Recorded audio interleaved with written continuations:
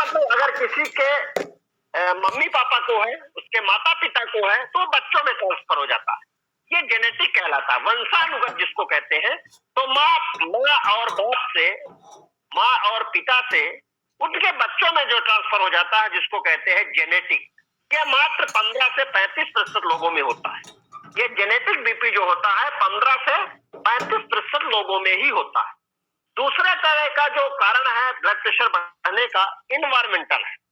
Environmental मतलब होता है मतलब वातावरण जन की अगर बात करें तो शहर में ज्यादा होता है, ग्रामीण क्षेत्रों में कम होता है। शहर में लगभग 32.5% हाइपरटेंशन शहरी क्षेत्रों में है, जबकि ग्रामीण क्षेत्रों की अगर बात करें तो 22.9% है। क्योंकि ग्रामीण का जो एटमॉस्फेयर है, वहाँ का जो रहन सहन है, वहाँ की जो दिनचर्या है वो अलग होती है, शहर की अलग होती है। तो शहर में ब्लड प्रेशर के ज्यादा मरीज मिलेंगे, गांव में ब्लड प्रेशर के कम मरीज मिलेंगे। ये इन्वायरमेंटल के कारण होता है। तीसरा जो ब्लड प्रेशर का कारण होता है सोमैटिक मतलब होता है जिनका किसी का ओवरवेट है, किसी का अगर वजन ज्यादा है, ऐसे लोगों में हाइपरटेंशन की शिकायत ज्यादा मिलती है। जिनका वजन ज्यादा है, एवरेज से ज्यादा अगर किसी का वजन है, उनमें हाइपरटेंशन या उच्च रक्तचाप की मात्रा ज्यादा मिलेगी। चौथा जो कारण होता है डाइटरी फैक्टर। अगर पोटेशियम की कमी है भोजन में, हमारे भोजन में अगर पोटेशियम की कमी है तो ब्लड प्रेशर की मात्रा बढ़ जाती है, बीपी हमारा बढ़ा मिलेगा। पोटेशियम मिलता किसमें है? पोटेशियम जनरली फ्रेश फूड में मिलता है। हमको ताजा भोजन खाना है, कहते हैं ताजा भोजन खाना चाहिए। ऐसा नहीं कि सुबह बना दीजिए और दिन भर खाइए, रात को रखा रहे, फिर सुबह बासी खाइए, उसमें पोटेशियम की मात्रा नहीं रहती। ताजे भोजन में ही पोटेशियम की मात्रा पाई जाती है, इसलिए भोजन बनाएं और खाएं, फ्रेश फूड का यूज करना चाहिए। इसमें हमको पोटेशियम की मात्रा मिलेगी और बीपी होने के चांस कम होंगे। एक्सरसाइज से अपना सिस्टोलिक बीपी हम कम कर सकते हैं और सिस्टोलिक लगभग 8 से 10 mmHg कम से कर सकते हैं और डायस्टोलिक 5 से 6 mmHg कम कर सकते हैं बिना किसी दवा के। तो ये हमारा ब्लड प्रेशर के जो कारण हमने बताया, जेनेटिक है, इन्वायरमेंटल है, सोमैटिक है और डाइटरी फाइबर है, भोजन के कारण। अब बढ़ता कब है? कब कहेंगे कि हमारा ब्लड प्रेशर ज्यादा है? किस व्यक्ति को कहेंगे कि उसको हाइपरटेंशन है?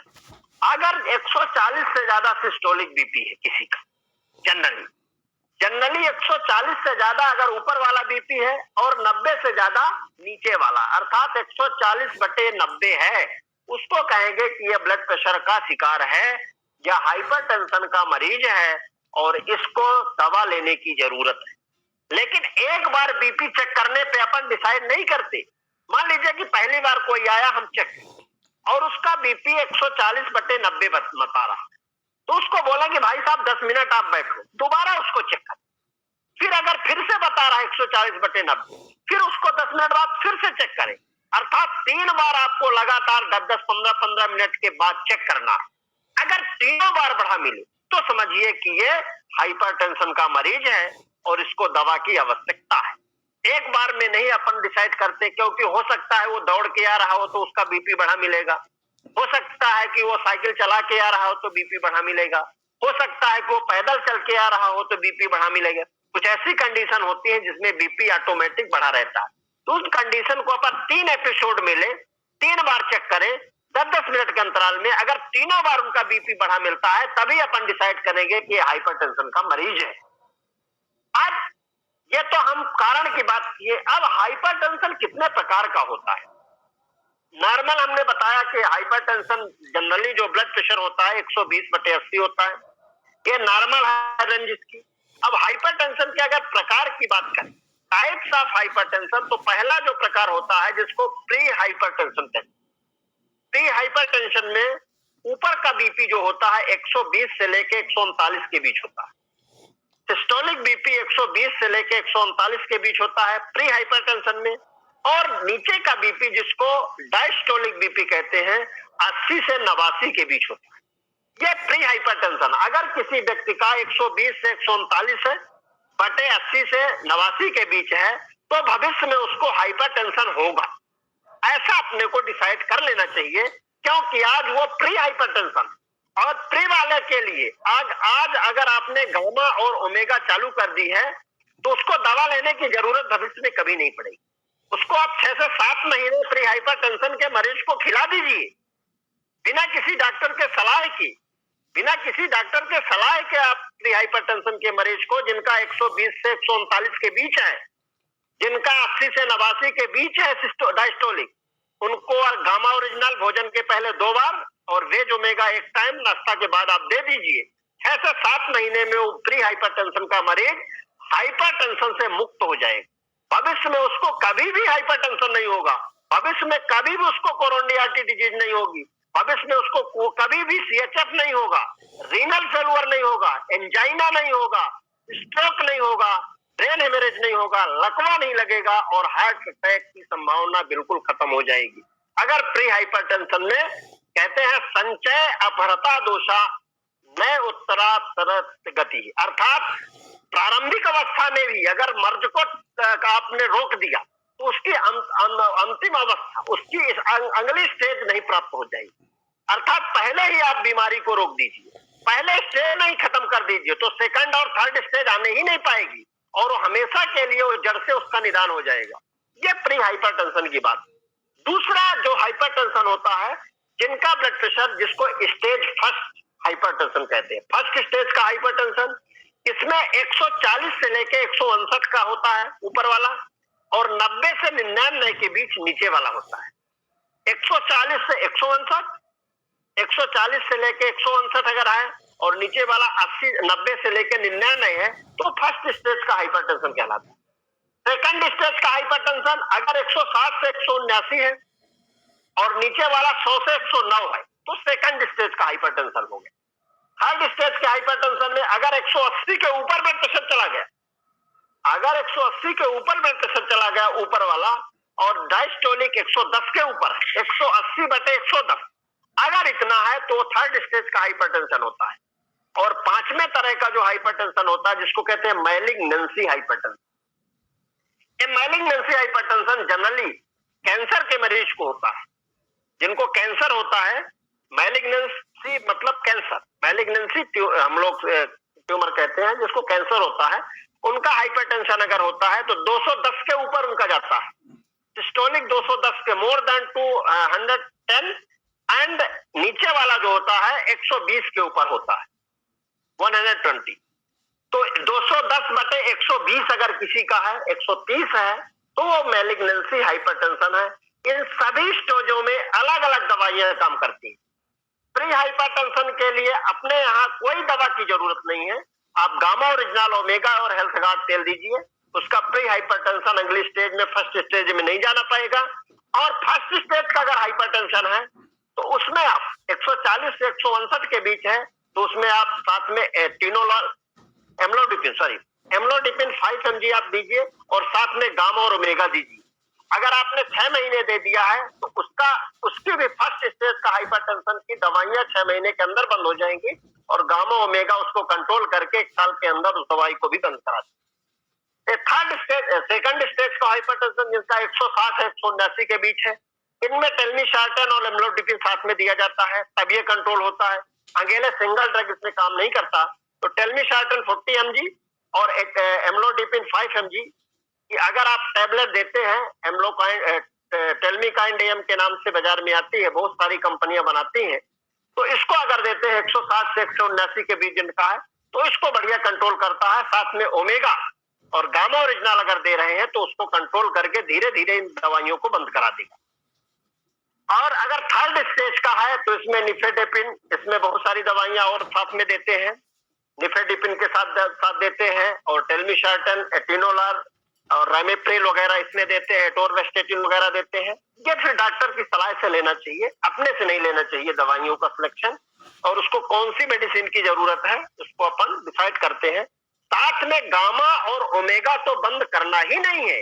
किसी की कोई भी ब्लड प्रेशर की अगर दवा चल रही, किसी की कोई भी ब्लड प्रेशर की दवा चल रही है, साथ में अगर गामा और ओमेगा ले रहे तो 6 महीने बाद उन दवाइयों का जो डोज है वो धीरे धीरे कम हो जाए और हो सकता है कि 1 साल के अंदर उनकी दवाइयां टोटल बंद हो जाए। क्योंकि हमारे पास कई मरीजों का हमने दवाइयां टोटल बंद करा दी हैं, जिनका ब्लड प्रेशर 250 रहता था, 230 रहता था, 210 रहता था, आज के डेट में बिना दवा के गामा और ओमेगा खाने से 130 और 40 के अंदर रहता, मतलब 100 का।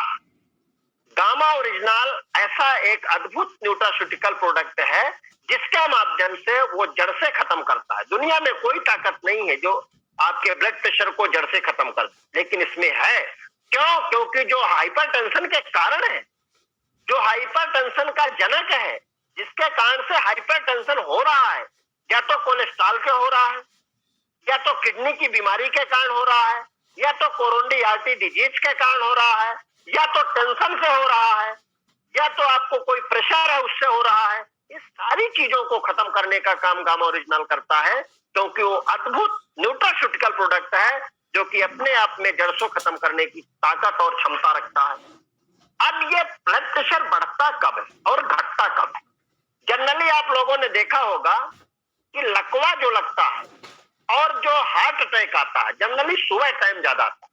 इसका जो पीक टाइम होता है 3 बजे से लेके 7 से 8 बजे के बीच, 3 बजे से लेके 7 बजे सुबह मॉर्निंग का टाइम, मॉर्निंग का जो समय होता है 3 बजे से लेके 7 बजे का, इसका पीक पीरियड होता है हार्ट अटैक का भी और लकवा लगने का भी। कारण क्या होता है? क्योंकि इस समय ब्लड प्रेशर 24 घंटे में सुबह टाइम जो ब्लड का प्रेशर होता है जनरली बढ़ा रहता है सुबह टाइम। इसीलिए डॉक्टर कहते हैं कि ब्लड प्रेशर की जो दवा आपको खाना है मॉर्निंग में खाना। हर डॉक्टर ये सलाह देता है कि आप सुबह नाश्ता के बाद एक गोली खाइए, सुबह नाश्ता के बाद एक गोली। ब्लड प्रेशर की कोई भी दवा सुबह ही खानी चाहिए, क्योंकि सुबह ऑलरेडी ब्लड प्रेशर बढ़ा रहता है, सब व्यक्ति का बढ़ा रहता है। आप 24 घंटे में 3 बार चेक कराइए, सुबह दोपहर शाम, तो सुबह का जो ब्लड प्रेशर होता है हर व्यक्ति का थोड़ा बढ़ा रहेगा, दोपहर में थोड़ा कम रहता है और रात में और कम हो जाता है। तो मॉर्निंग टाइम में बढ़ा रहता है शाम की अपेक्षा। जनरली बढ़ता कब है? अगर आप कोई चल के आ रहे हैं, कोई एक्सरसाइज कर रहे हैं, दौड़ के आ रहे हैं, आप साइकिलिंग करके आ रहे हैं, तो जनरली बढ़ा रहता है। लेकिन नाइट टाइम में और स्लीपिंग टाइम में ब्लड प्रेशर जनरली कम रहता है। रात में सोते समय और रात में और सोने के समय ब्लड प्रेशर थोड़ा डाउन रहता है, 10 से 20 mmHg लगभग कम रहता है। इसीलिए जो पीक पॉइंट होता है 3 बजे से लेकर 7 बजे तक अटैक आने के ज्यादा चांस होते हैं। और इनसे बचाव के लिए हमने अभी बताया कि हमारे जो तेल हैं, जो हमारे खाने के तेल हैं, उनको लोगों को बदलवाना चाहिए। हमारे यहाँ हेल्थ गार्ड तेल आता है जो कि बहुत ही अच्छा काम करता है और उसमें 1400 mg ओरिजिनल है। और ये तेल खाने से, बाकी तेल खाने से फैट बढ़ते हैं, कोलेस्ट्रॉल बढ़ते हैं, इस तेल के खाने से, क्योंकि इसमें ओरिजिनल होता है और ओरिजिनल वो हार्ट के अंदर, कोरोनरी आर्टरी के अंदर जो ट्राइग्लिसराइड जम गया है, जो कोलेस्ट्रॉल जम गया है, जिसके कारण से हार्ट की बीमारी होती है, हार्ट अटैक होता है, जिसके कारण से हाइपरटेंशन होता है, उसको साफ करने का काम हमारा ओरिजिनल करता है, इस तेल के अंदर मिला हुआ 14 से। दूसरा, गामा ओरिजिनल की 300 mg की खुराक हमको लेना चाहिए। 300 mg ठंडियों के सीजन में तो हर व्यक्ति को लेना चाहिए, क्योंकि हर व्यक्ति की आर्टरी ब्लॉक है। दुनिया में बैठा हुआ हर शख्स जिसकी उम्र 9 साल से ऊपर है, 10 साल से ऊपर है, उसके खून आर्टरी में कोलेस्ट्रॉल का जमाव शुरू हो ही जाता है। और हर व्यक्ति की आर्टरी ब्लॉक है, लेकिन अभी ब्लॉक कम है, अभी 20% है, 30% है, 40% है, 50% है, 60% है। जब तक ये 70-80% ब्लॉक नहीं हो जाती, तब तक ब्लॉकेज के लक्षण बिल्कुल समझ में नहीं आते। और हमको वो 80% के स्टेज में ना पहुंचे हमारी आर्टरी की ब्लॉकेज, हम 20%, 30% में ही वो ब्लॉकेज को खत्म कर दे। हमारे अंदर जो कचरा जम गया है, उस कचरे को जब कम कचरा रहता है तभी साफ कर दे, पूरा हमारी आर्टरी ब्लॉक ना होने पाए। तो आज जरूरत है उस आर्टरी के अंदर जो हमारा 20%, 25%, 30% ब्लॉकेज है, उस आर्टरी को गामा ओरिजिनल के माध्यम से 3 से 4 महीने खा के साफ कर देना चाहिए, तो हमारी आर्टरी साफ होती रहेगी। हमारी जो आर्टरी होती है कोरोनरी आर्टरी, वो वॉश आउट होती रहेगी, तो हमारे ब्लड का जो फ्लो है, जो ब्लड का प्रवाह है, जो रक्त का प्रवाह है, प्रॉपर रूप से हमारे हार्ट के अंदर जाएगा और हार्ट की बीमारियों से हम लोगों को बचाएगा। और तीसरी जो हमारे पास न्यूट्रास्यूटिकल है वो न्यूट्रीचार्ज वेज ओमेगा है। और वेज ओमेगा हमारे हार्ट की आर्टरीज को फ्लेक्सिबल रखता है। हमारे हार्ट की आर्टरी जो होती है, कोरोनरी आर्टरी, उसको लचीला बनाता है, हार्डनेस खत्म करता है और एचडीएल को बढ़ाता है, एलडीएल को कम करता है, अच्छे कोलेस्ट्रॉल को बढ़ाता है, बुरे कोलेस्ट्रॉल को कम करता है, हमारे उम्र के प्रभाव को कम कर देता है। अगर कोई व्यक्ति 50 साल का है तो 40 का दिखाई देने लगता है, 40 साल का देने लगता है, 60 साल का है तो 50 का दिखाई देने लगता है। उम्र प्रभाव को कम कर देता है, की रोशनी बनाए रखता है, हमारे ब्रेन के मेमोरी पावर को बढ़ाता है, स्किन के हमारे जो प्रोटीन्स है उनको जनरेट करने का काम करता है। और वेज ओमेगा हड्डियों में जॉइंट्स में जो इन्फ्लेमेशन होती है, जो सूजन होती है, उसको दूर करने का काम करता है। प्लेटलेट एग्रीगेशन, जिसके कारण से प्लेटलेट एग्रीगेशन के कारण से हार्ट अटैक होता है, उसको सुरक्षित करने का काम हमारा न्यूट्रीचार्ज वेज ओमेगा करता है। तो वेज ओमेगा और गामा ये साथ में समय लेने की बहुत जरूरत है। अगर कोई इसको लेता है तो हार्ट की खुराक है, चाहे वो मोटा व्यक्ति हो, चाहे पतला व्यक्ति हो, चाहे कोई स्त्री हो, चाहे पुरुष हो, चाहे किसी जाति का हो, चाहे किसी धर्म का हो, सभी लोगों को गामा ओरिजिनल और वेज ओमेगा लेने की आवश्यकता है। हमारे आहार, हमारे विहार, हमारे खाने का तरीका, हमारी जो लाइफ स्टाइल है, ये सब लोगों को गर्मी के ठंडी के हिसाब से चेंज करना चाहिए। सुबह में थोड़ा लेट उठे, सुबह बहुत ठंडे में नहाना नहीं चाहिए, क्योंकि हमारी आर्टरी पहले से सिकुड़ी है और जैसे ठंड पानी पड़ता है और सिकुड़ जाती है और ब्लड का फ्लो रुक जाता है और जैसे ब्लड का प्रवाह रुक जाता है उसी तरह स्ट्रोक लगता है, उसी समय हमारे लकवा लग जाता है और या तो हार्ट अटैक मारने के चांस बढ़ जाते हैं। ठंडियों में अपने शरीर को गर्म रखने की आवश्यकता है और बहुत बच के रहने की जरूरत है, क्योंकि ये पीक पॉइंट होता है हार्ट अटैक का और स्ट्रोक का, लकवा लगने का। और हमारा खान पान, ऑयली चीजें कम से कम लें, चाहे मिर्च मसाला तली भुनी चीजों से बचें, तो निश्चित रूप से हम अपने लोगों को सुरक्षित कर सकते हैं। और योग और प्राणायाम के द्वारा भी हम जो हमारे अंदर जो खराबी है उसको हम वॉश आउट कर सकते हैं। भ्रामरी भस्त्रिका प्राणायाम करना चाहिए, जो कि बहुत सारे हमारे इसमें आदरणीय जितेंद्र शर्मा जी आते हैं, हमारी सीमा योगा मैडम आती हैं, वो बताती हैं कि कैसे योग के द्वारा हम लोग अपने लोगों को स्वस्थ रखें। तो भ्रामरी है, भस्त्रिका है, अनुलोम विलोम है, त्राटक है, ब्रह्मनाद है, शवासन, ध्यान, ये सारी चीजों के द्वारा हम अपने मन और मस्तिष्क को, हमारे मन और मस्तिष्क को और हृदय को हम सुरक्षित कर सकते हैं। कहते हैं कि हमारा जो शरीर होता है उसमें 3 जगह प्राण होते हैं, heart, brain and kidney. Heart, brain और किडनी, इसको वाइटल ऑर्गन कहते हैं। प्राण, वाइटल मतलब प्राण, इन जगह में प्राण होते हैं। हार्ट में अगर आघात हो जाए तो सडन डेथ होती है, ब्रेन में आघात हो जाए तो सडन डेथ होती है, किडनी में आघात हो जाए तो सडन डेथ होती है। अर्थात ये प्राण है और इनको तीनों को सुरक्षित करने का काम हमारा गामा ओरिजिनल हार्ट में भी काम करता है, ब्रेन में भी काम करता है, किडनी में भी काम करता है, और ये प्राणों को रक्षा करने का काम हमारा गामा ओरिजिनल और वेज ओमेगा करने का काम करता है। और निश्चित रूप से इस तरह के प्रोडक्ट अगर कहीं है तो हमारे पास है और बहुत ही कम कीमत पे मिलते हैं, और हम अपने लोगों को heart attack, angina, cardio artery disease, CHF, stroke, ऐसी बीमारियों से निजात दिला सकते हैं। और ये हमारे लिए परम सौभाग्य का काम होगा। और 48-30 गामा ओरिजिनल के माध्यम से हम लोगों की जिंदगियां बचाएं, 48 लोगों के घरों में हम पहुंचाएं। और ये जब हम दूसरे के लिए काम करते हैं तब हमारा नाम होता है। जब तक हम अपने लिए काम करते हैं तब तक हमको कोई नहीं जानता, लेकिन हम दूसरे के लिए अगर देने जाते हैं, दूसरे के लिए परोपकार का काम करने जाते हैं, तो निश्चित रूप से हमारा नाम होता है और इतिहास के पन्नों में उसी का नाम लिखा जाता है जो दूसरों के लिए काम करता है। अपने लिए काम करने वाले का नाम कभी नहीं आता। दुनिया में हर व्यक्ति अपने लिए काम करता है, लेकिन जब हम समाज के लिए काम करने जाते हैं, जब हम देश के लिए काम करने जाते हैं, अपनी डाउन लाइन के लिए काम करने जाते हैं, अपने लोगों को मौत से बचाते हैं, तो हमें लगता है कि हमने बहुत अच्छा काम किया है अपने देश के लिए, अपने समाज के लिए। और 8 और 9 जनवरी की पूरी व्यापक रूप से आप तैयारी करिए। और जो व्यक्ति आज ज्वाइन हुआ है वो 48-30 गामा ओरिजिनल के माध्यम से स्टेज में जाने का अवसर मिल सकता है। और आदरणीय वीसी जसर के द्वारा सम्मान का भागीदार बन सकता है। और वो अगर 48 पीस ले लिया तो 48 लोगों की जिंदगी बचाएगा, और निश्चित रूप से 48 पीस से आपका क्या सम्मान होगा इससे कोई लेना देना नहीं है। तो 48 पीस से 48 लोगों की जिंदगी बचेगी, ये महत्वपूर्ण है।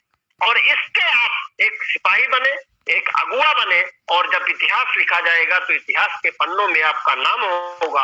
हम लोगों को जब पिलर अवार्ड मिला उस समय नहीं समझ में आया था कि पिलर अवार्ड क्या होता है, लेकिन चंडीगढ़ जाने के बाद बहुत सारे लोगों को मलाल रह गया कि शायद हमारा पिलर अवार्ड नहीं।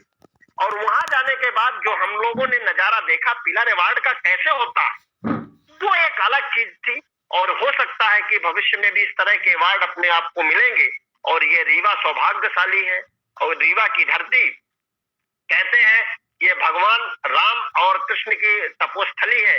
भगवान राम यहाँ विंध्य प्रदेश में 12 वर्ष तक यहाँ पर रहे हैं, और निश्चित रूप से हम लोग सौभाग्यशाली हैं कि हम लोगों को कहीं न कहीं उनके चरणों की धूल मिल रही है। और निश्चित रूप से हम लोग सौभाग्यशाली हैं कि रीवा एक हृदय प्रदेश है जो अपने भारत का मध्य प्रदेश, इसलिए मध्य प्रदेश में रीवा को विंध्य प्रदेश के नाम से जाना जाता है। रीवा को ऐसा चुना गया है, तो हम लोग बहुत सौभाग्यशाली हैं।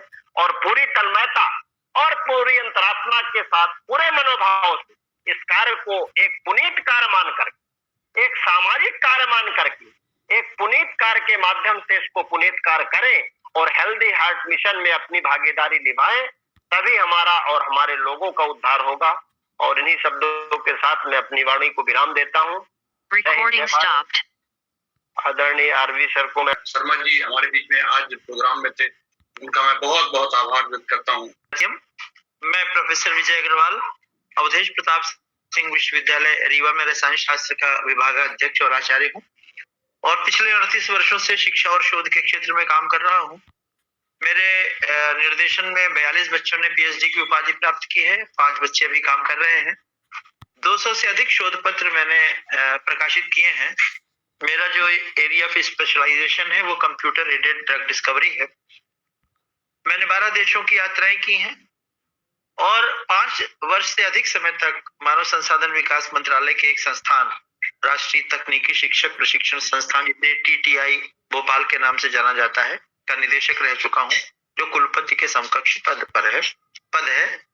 और पिछले कुछ दिनों से मैं आपके सानिध्य में रहकर RCM को महसूस कर रहा हूँ और सीख रहा हूँ।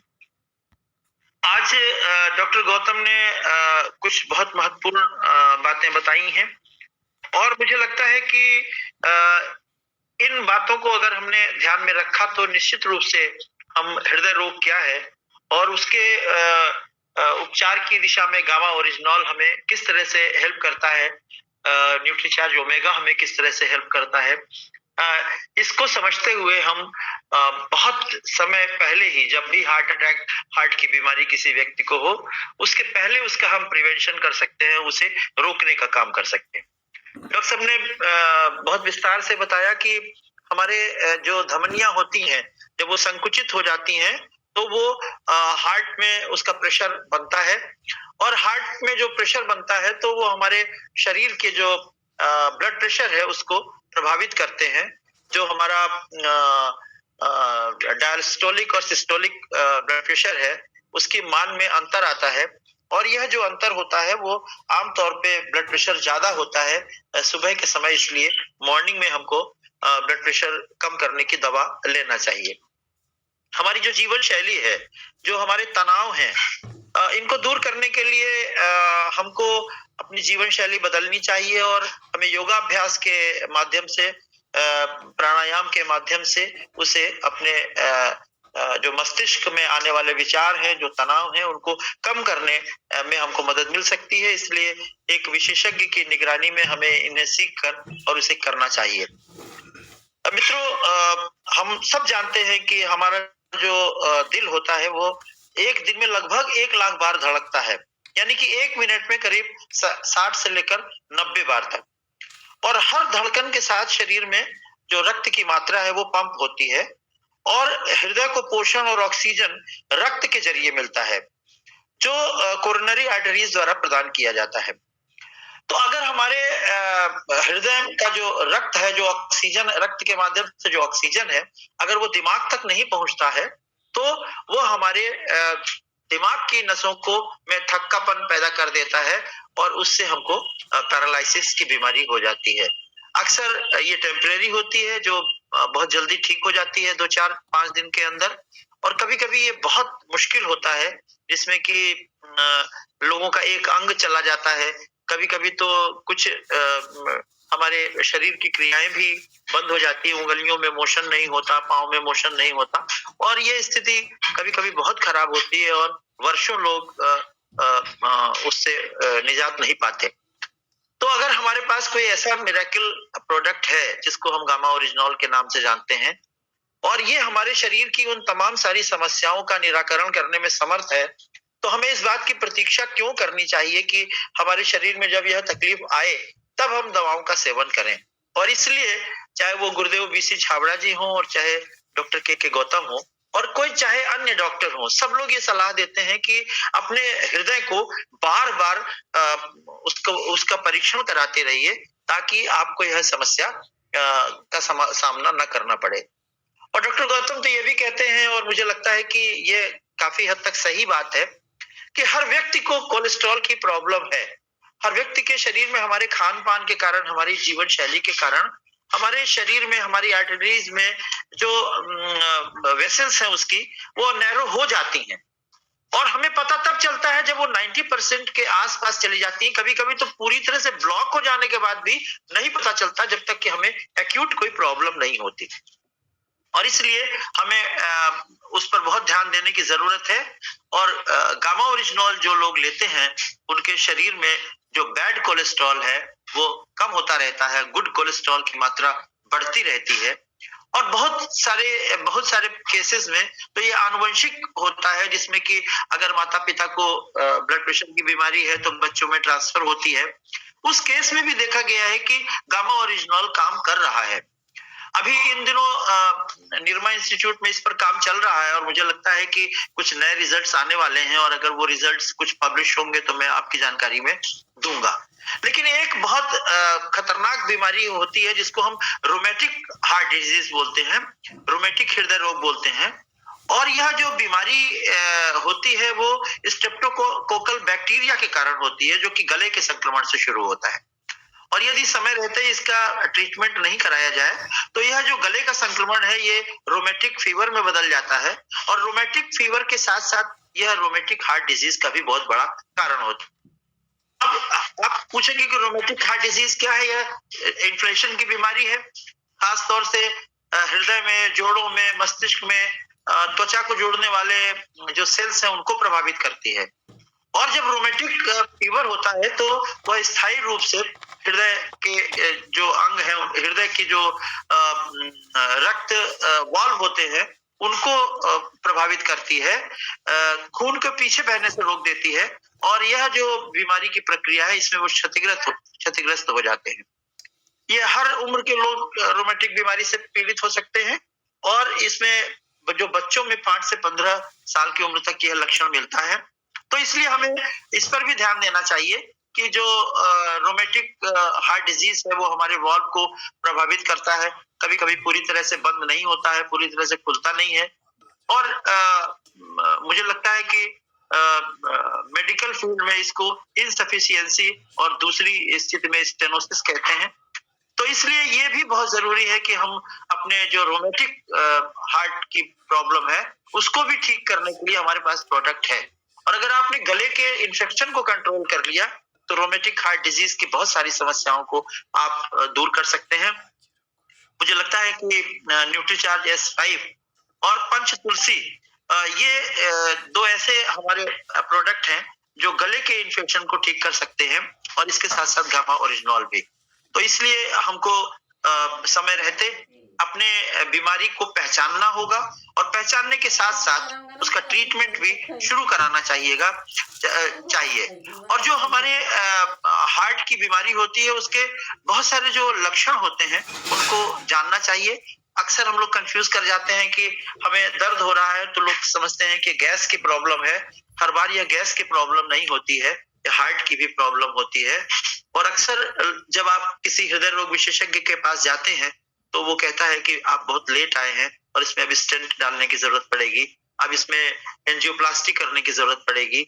और इसलिए अगर हमने अपने दिनचर्या को नियमित किया, अगर हमने अपनी प्राणायाम को, जो भारतीय हमारी पद्धति है योग की, उसको हमने अडॉप्ट कर लिया, हमने कुछ पैदल चलने का अभ्यास कर लिया, कुछ एक्यूप्रेशर के पॉइंट्स को ताली बजाकर, जैसा शर्मा जी बोलते हैं, हम अगर यह सब कर ले तो बहुत सारी चीजों पर हम नियंत्रण प्राप्त कर सकते हैं। और हार्ट की बीमारी से, जैसा आज बीसी छाबड़ा साहब कह रहे थे कि कितने प्रतिशत, मतलब आप सोचिए कि 60% के आसपास लोग हार्ट की बीमारी से ग्रस्त हैं। और यह जो गामा ओरिजिनॉल का 5 करोड़ घर घर तक पहुंचाने का संकल्प है, यह भारत को निरोग, कम से कम हार्ट की बीमारी से दूर करने का बहुत बड़ा संकल्प है। और हम सब जानते हैं कि गामा ओरिजिनॉल सिर्फ हार्ट ही नहीं, हमारे लिवर के लिए, हमारी किडनी के लिए, हमारे गैसेस के लिए, इंटेस्टाइन के लिए, हमारे जो फैट है बॉडी में, हमारा वेट है, उसको ठीक करने के लिए, उसको कम करने के लिए, हमारी जो थायराइड ग्लैंड्स हैं उनको ठीक करने के लिए, हमारी जो अवसाद की स्थितियां, आजकल बच्चे उससे परेशान हो रहे हैं, हमारी जो कोलेस्ट्रॉल की समस्या है, ब्लड प्रेशर की समस्या है, बहुत सारी बीमारियों से हमको मुक्त करता है। और मुझे तो लगता है कि जो बीमारी शुरू होने वाली है, अगर गामा ओरिजिनॉल हम समय से लेते हैं तो उन बीमारियों को भी वह नियंत्रित करने की क्षमता रखती है, क्योंकि इसका जो स्ट्रक्चर है, इसमें 3 कंपाउंड जो केमिस्ट्री में जाने जाते हैं, उनका मिश्रण है। और ये 3 कंपाउंड बहुत सारी बीमारियों को ठीक करने की क्षमता रखते हैं। ये कॉम्बिनेशन है एक तरीके से, और ये कॉम्बिनेशन हमारे शरीर में जब कोई कीटाणु जाता है, जब कोई विषाणु जाता है, तो उसको अपनी तरफ अट्रैक्ट करके और उसको वहीं पर ब्लॉक करने का काम करते हैं। तो मित्रों, आज का यह सेशन बहुत महत्वपूर्ण था, जिसमें डॉक्टर साहब ने हार्ट की बीमारी के बारे में और उससे हमें बचाव के बारे में क्या करना चाहिए, और निश्चित रूप से जो हमारी संतुलित जीवनचर्या है, यह इसमें बहुत बड़ा योगदान दे सकती है। गामा ओरिजिनॉल को हमें दवा की तरह नहीं, एक नेसेसरी फूड सप्लीमेंट की तरह से इस्तेमाल करना चाहिए। जैसे हम दाल खाते हैं, सब्जियां खाते हैं, जैसे हम प्रोटीन खाते हैं, कार्बोहाइड्रेट लेते हैं, वैसे ही गामा ओरिजिनॉल भी हमारे भोजन का अंग अगर नियमित रूप से बन जाएगा तो हमें बहुत सारी बीमारियों से बचा सकता है। आगामी 9 तारीख को जो रीवा में कार्यक्रम 8 और 9 तारीख को होने वाला है, यह गामा ओरिजिनॉल की ताकत को बहुत आगे तक बढ़ा कर ले जाएगा और हमारी पीने चेंज करने का काम करेगा। डॉक्टर साहब बिल्कुल ठीक कह रहे थे कि संभवतः रीवा में गामा ओरिजिनॉल की शॉर्टेज हो जाए। बीसी सर उसके लिए प्रयास कर रहे हैं, लेकिन ये शॉर्टेज होने के पहले अगर हम 6 पीस, 12 पीस, 24 पीस और 48 पीस परचेज करने का काम करेंगे तो निश्चित रूप से हम सम्मानित होने का एक जो सुअवसर हमको मिला है, ऐतिहासिक अवसर मिला है, अपनी उपस्थिति दर्ज कराने का अवसर मिला है। और रीवा जो भारत में अपनी एक विशेष पहचान बना चुका है, जैसा बीसी सर लगभग हर मीटिंग में कहते हैं, और इस कार्यक्रम की जो रूपरेखा है उससे प्रभावित होकर पूरे देश में यह कार्यक्रम बढ़ने वाला है, तो इसका जो श्रेय है ये रीवा को जा रहा है और हम सब इसमें भागीदार बने, यह हम लोगों के लिए एक गौरव की बात होगी। बहुत बहुत धन्यवाद। जय आरसीएम। बहुत